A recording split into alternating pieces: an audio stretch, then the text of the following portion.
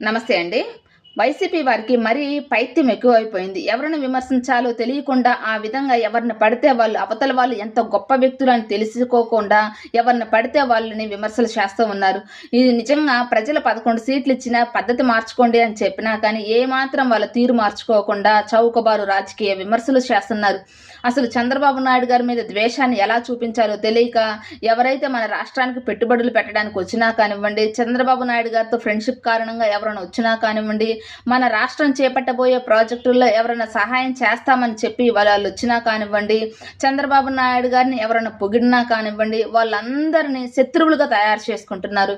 ఇలాగే కనుక వీళ్ళు రాజకీయాలు చేస్తే మాత్రం ఈసారి ఆ 11 సీట్లు కూడా రావడం వైసీపీ పార్టీకి చాలా కష్టంగా మారుతుంది. అధికారం మాట తర్వాత సంగతి, కనీసం ఆ 11 సీట్లు కూడా వచ్చేటట్లు లేవు వైసీపీ పార్టీకి ఇలాగే విమర్శలు చేస్తే గనక.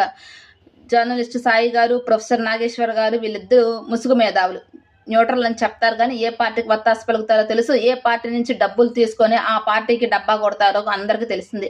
జర్నలిస్ట్ సాయి గారు, ప్రొఫెసర్ నాగేశ్వర్ గారు ఏమన్నారండి బిల్ గేట్స్ గారిని? దరిద్రుడు, నీచుడు, గలీజ్ అంట. ఈరోజు ప్రొఫెసర్ నాగేశ్వరరావు గారు అన్నారు గలీజు అని చెప్పేసి.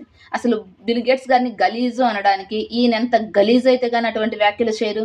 ఒకసారి బిల్ గేట్స్ గారి చరిత్ర వెళ్ళి చూసుకోండి. ఒకప్పుడు మైక్రోసాఫ్ట్ కంపెనీని స్థాపించి ఈ రోజు ఆ కంపెనీ గుండా కొన్ని లక్షల మంది ఆదాయం పొందుతున్నారు. వాళ్ళు జీవనోపాధి కొనసాగిస్తున్నారు ఆ కంపెనీలో ఉద్యోగాలు చేసుకుంటూ. అంతేకాకుండా బిల్ గేట్స్ గారు తన మొత్తం యావత్ సంపదని తృణప్రాయంగా సహాయ కార్యక్రమాలకు వినియోగించుకుంటూ ఉన్నారు. గేట్స్ ఫౌండేషన్ ద్వారా ప్రతి సంవత్సరము కొన్ని వేల కోట్లను సహాయ కార్యక్రమాల కోసం వినియోగిస్తున్నారు. అంత గొప్ప వ్యక్తిని పట్టుకొని ఆ విధంగా దుర్మార్గుడు, నీచుడు, గలీజ్ అని చెప్పేసి ఇటువంటి వ్యాఖ్యలు చేస్తున్నారంటే నిజంగా వీళ్ళెంత నికృష్టులైతే కానీ అటువంటి వ్యాఖ్యలు చేయరు. ఒక్కసారి గ్రహించండి. బిల్ గేట్స్ గారిని అటువంటి విమర్శలు చేయొచ్చా? ఆయన మన దేశానికి వచ్చిన అతిథి దేవో భవ అని మనం అంటూ ఉంటాం కదా. వచ్చిన అతిథిని గౌరవించకుండా అంత గొప్ప వ్యక్తి మన రాష్ట్రానికి వస్తే గొప్పగా చెప్పుకోకుండా ఆయన మీద విమర్శలు చేస్తున్నారే. ఏదో ఆయన మీద వెబ్స్టిన్ ఫైల్స్లో ఆయన మీద ఆరోపణలు వచ్చాయని చెప్పేసి. ఆరోపణలు వచ్చాయి కాదను, కానీ ఆరోపణలకి రుజువులు లేవు. నిజంగా ఆయన మర్డర్లు చేశారా, లేదంటే ఏమైనా చేశారా? అలాంటివి చేస్తే అమెరికా కోర్టులు ఏమైనా చూస్తూ ఊరుకుంటాయా? నిజంగా ఆయన తప్పు చేస్తే అమెరికా కోర్ట్స్ శిక్షిస్తాయి కదా. ఇప్పుడు వచ్చిన ఆరోపణలు కూడా ఆయన వ్యక్తిగతము. అసలు వాటి మీద మాట్లాడే రైట్ మన ఎవ్వరికీ లేదు. ఒకవేళ వాటి గురించి మాట్లాడాలి అన్నా వాటిలో ఫ్యామిలీ మెంబర్స్కి ఉంటుంది.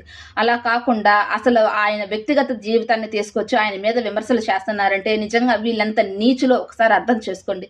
అవతల వాళ్ళ వ్యక్తిగత జీవితం గురించి మాట్లాడుతున్నారంటే పార్టీల దగ్గర నుంచి డబ్బులు తీసుకొని వీళ్ళెంత నీచములో ఎంత నికృష్టులో అయితే కానీ అలా మాట్లాడరు.